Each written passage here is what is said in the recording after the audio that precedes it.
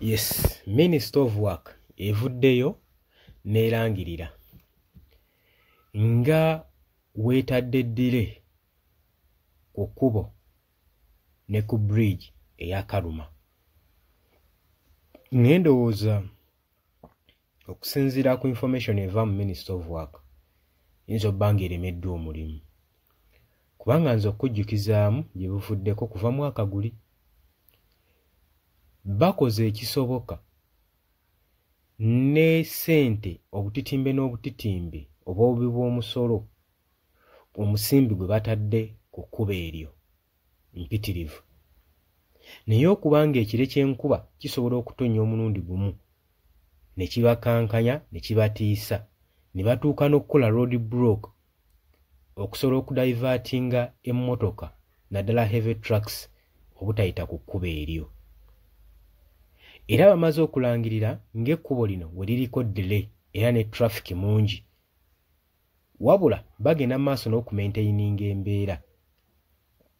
Bakubirizza abagoba by'ebidduka eby'amaanyi bi trucks, heavy trucks ezibadde zigenda eggulu bakwaki badivaatinge bayite mu shortcut, era gwe omukwano gwange abadde atindigga eggenda eryo ng'ogenda kuyita ku Kaluma Road wandifunye engeri gye weeyiiyaamu ne shortcut, kubanga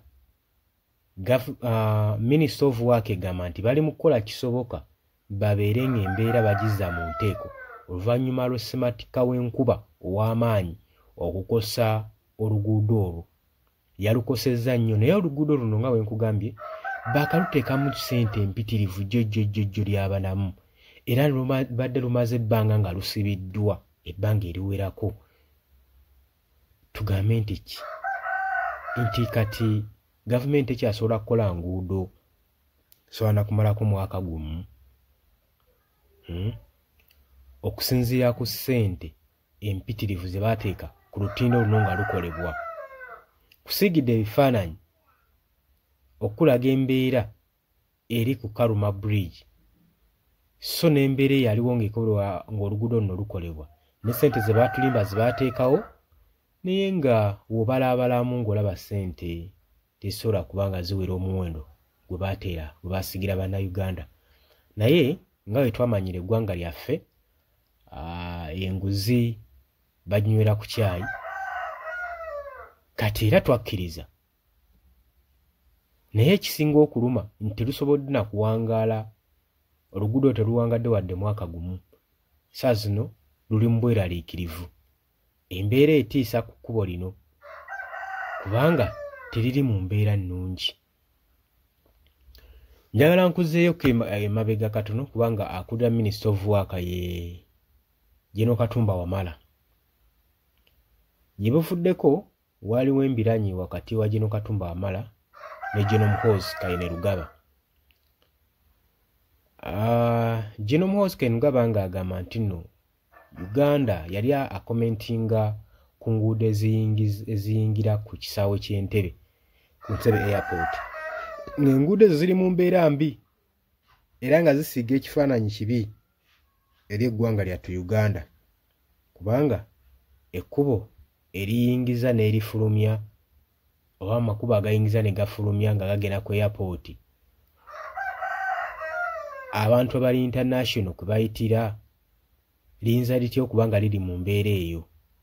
Mu statement ye yagamba nti nga tukyalina abakulembeze nga General Katumba Wamala, Uganda tegenda kukulaakulana, egenda sigalira mabega.